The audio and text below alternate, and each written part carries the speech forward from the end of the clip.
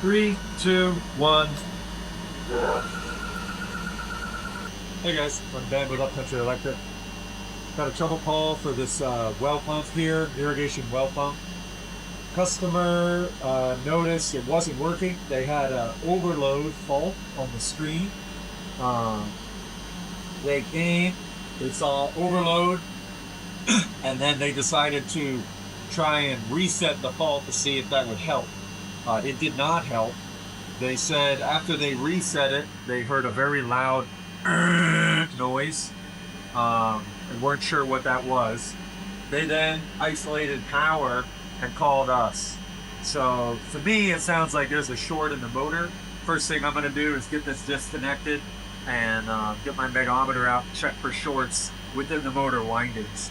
And then I'm a little nervous that when they reset the fault, it may have damaged the soft starter. So we're going to do some basic checks on the soft starter to see if it's still healthy. And then I even brought a little motor that we could try and test run just to verify that the soft starter is still healthy. These Motortronics can handle one short, but they don't like getting multiple shorts on their load terminals. Dead shorts can destroy them. So we'll give it a full test. First thing though is going to be a mega ohm test of the motor. We'll get this off and get that started. Okay, this soft starter configuration is a little different than ones we've been working with lately, so I'll just walk you through it. Here's the disconnect switch for the soft starter. There's our power coming in. We've got our disconnect open. We've got our breaker open. So power coming in through an isolation circuit breaker set at 400 amps. Then comes up behind all of this. This is a control transformer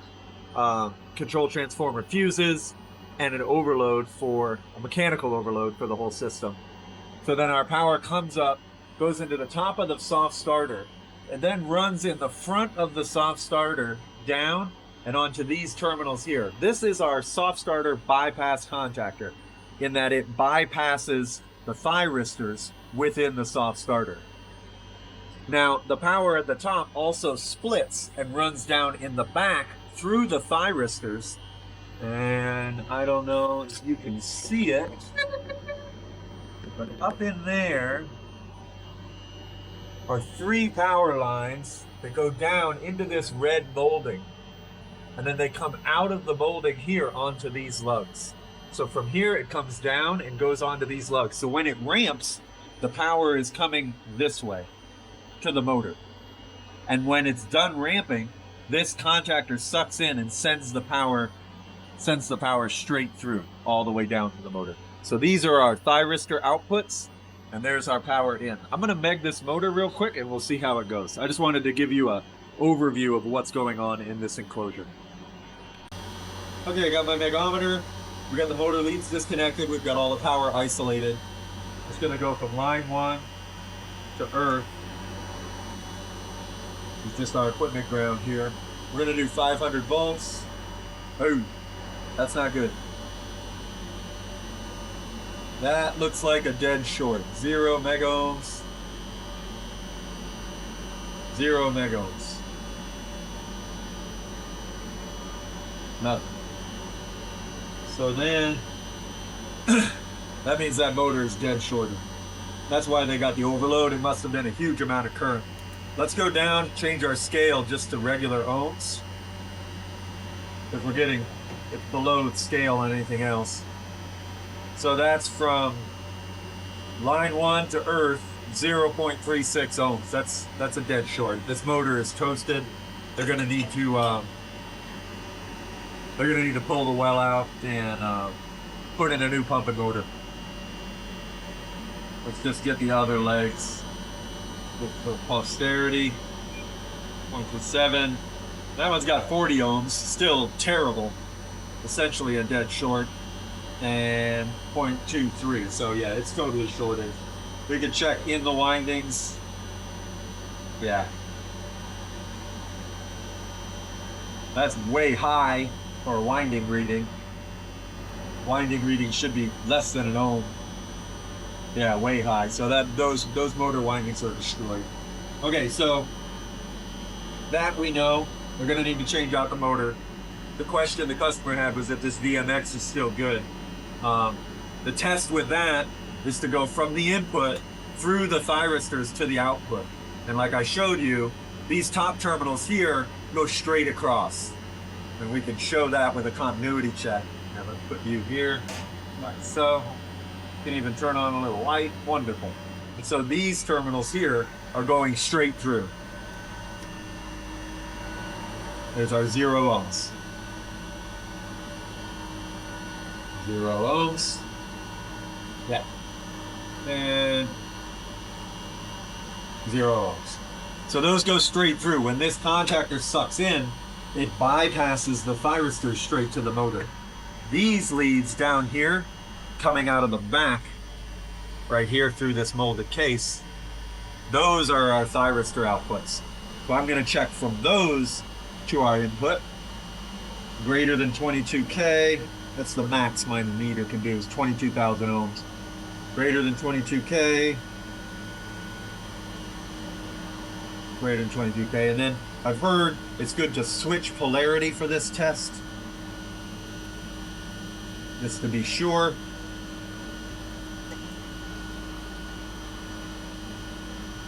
Sure. Okay, so that's all good. To me, the soft starter seems all right, and it should be fine. However, the customer, when they called, said they were so nervous because of the sounds coming out of here when they powered it up. They want us to test run it with a smaller motor, just to be sure that it's okay, because the lead time on all of these materials is going to be quite extensive, and they don't want to wait till the new motor is in to find out this is broken. So I brought a little 5 or 3 horse motor in my truck. I'm going to bring that in and wire it up, and we'll try ramping it up and running it. So I'll see you in a bit once I get that all connected. Okay, so got my 3 horse motor sitting in the corner here, should be good. I got it wired up on the output of the soft starters. Got a splice for 480, have it bonded. Expected current here, full load, is about 3.5 amps. I suspect that if it does ramp and get it running, we're going to trip on a underload or undercurrent fault. So we may change that parameter and get it up and spinning and watch it all happen. I can put this on amps. Not expecting anything very exciting, but who knows. Okay, that all looks good. Okay, we're powered up and ready. We'll go ahead and put it in local and hit start, and we should see that motor spin. I'm pretty confident that it's not going to move. It is going to get a little counter-reactive to the initial rush, but I feel like that should be all right. We can get this manual out from underneath.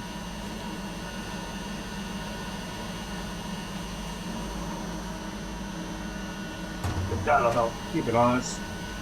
It may slide a little bit. Okay, amps, good. Good, we can do. Oval. 3, 2, 1.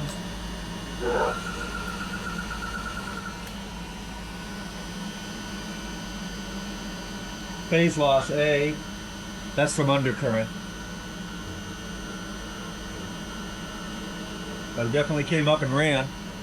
Let's change those parameters so we don't get that fault. And yeah, that was interesting just to see. It definitely works, but it never did suck in the bypass contactor. So let's change those parameters just for a thorough test, and then I'll be happy that I'm confident that this works. Okay, we've disabled the phase current loss, which is just a, what do they call it?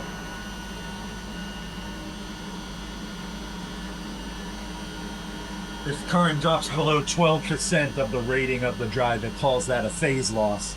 So you can disable it for testing large starters with small motors, just like it says in the manual. So we're good to go.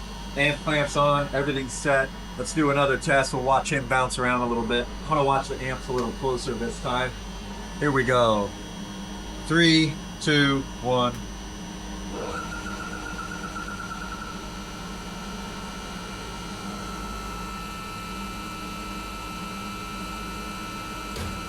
That is a long ramp they had for that well pump. But there you go. Running great. Very low amps. There's no load connected to the motor. Soft starter seems to be working fine. Cool. All right. Shut them off.